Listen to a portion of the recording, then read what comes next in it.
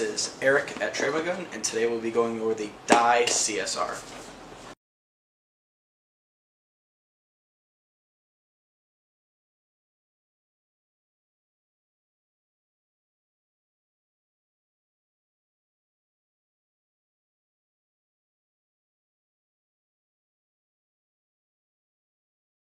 So, interesting thing about the Dye CSR is it comes in a box instead of a case.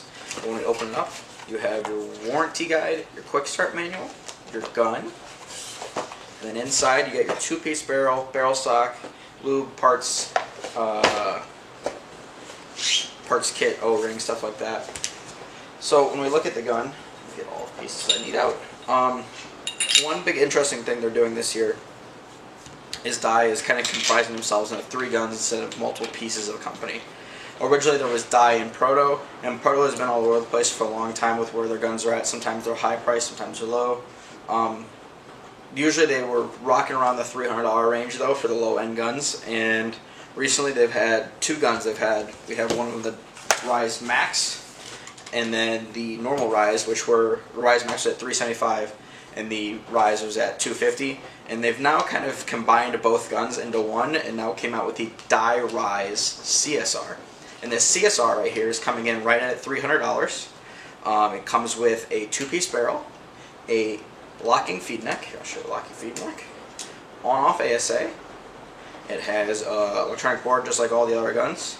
It has all the programmable modes for all your tournaments and things like that. When we look at the gun, it's got a composite bottom with an aluminum top. The Proto regulator that they've had for a very long time. These things are just standard. They don't do anything fancy, but they work when you air them up, and they work all the time. The bolt is the same bolt they've had in these guns for a long time. The barrel is now a Dye barrel instead of a Proto barrel. It is not a ultralight or anything like that. It's just a Dye 2-piece. It does have kind of the Proto tip look to it though, but it's not standardized as the Proto barrel anymore. It is a Dye barrel. Interesting things that make this $75 less than the Rise Max, because there's going to be a lot of people that want to compare these 2 guns together, and the biggest thing for me is the fact that this doesn't come with a case. The Rise Max did. We can actually bring it out in front of the camera here. Rise Max comes with this case right here, and the barrel said Proto on the Rise Max, which still meant a Proto gun.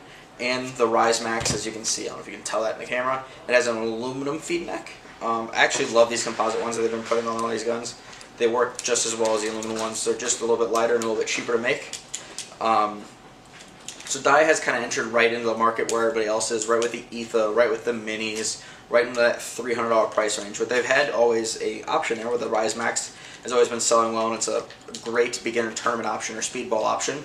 They've kind of condensed it down into 1 gun instead of 2, and I really like that move. I like that Dye's kind of standardized themselves to 3 guns. You got your low entry-level gun here with the CSR, the DSR, which is your mid-level gun, and then your high-end gun, which is your M Series, your M3 Plus, stuff like that. This gun so far seems like a great beginner option. I don't see any reason you choose any other guns over it. It's got a very nice thin grip. Feels great in the hands, especially if you had smaller hands like a Mini GS or something. The ETHA is kind of stretched out for those that are wanting that feel, but this gun is also kind of small and tight. We're also thinking about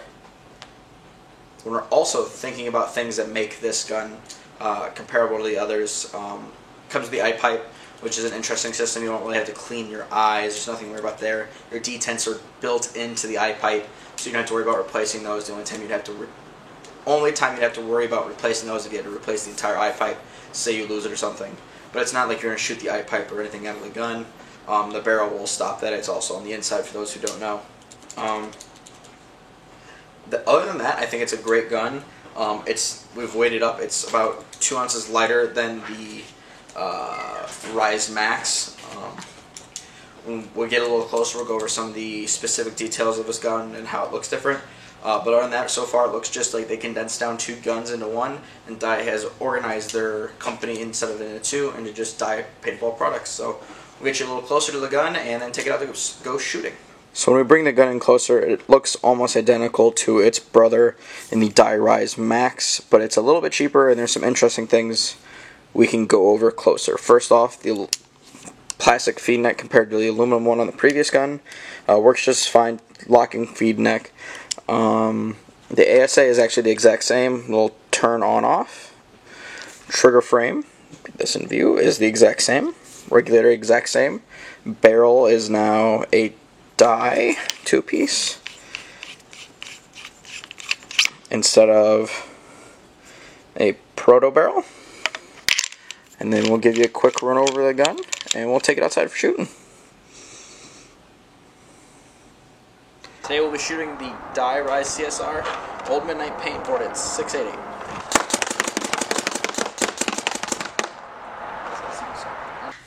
To overview the Die Rise CSR, I think it's a great platform to start off with.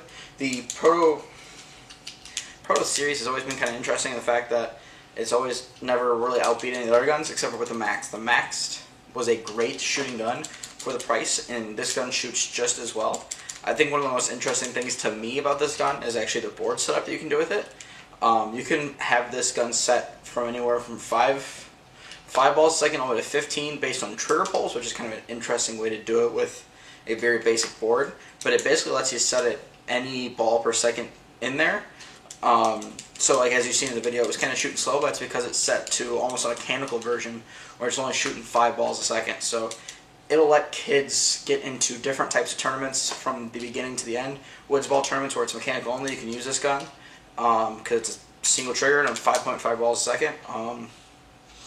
You could use it in an NXL tournament. It has an NXL ramping mode that you can set to 10.5 balls a second and shoot all day long. You can set this to any local tournament settings. I assume they're all going to use NXL or the new mechanical stuff, but you can get to any tournament you want with this gun and be just fine. It's not like where some of these guns have they're not weird programming, but interesting programming methods of getting into things. Empire has some different ways of doing stuff, but Dies is very simple. It comes in the quick start manual. It gives you all the information you need, and it really is that simple of a gun to work with. It's reliable. The shot quality to me was super soft, just like die guns. It sounded a little weird, but I think that's just because of how slow the bolt was really moving to keep it down on the BPS. It's a very, very nice gun for the $300 price range. This is going to be very, very hard to beat.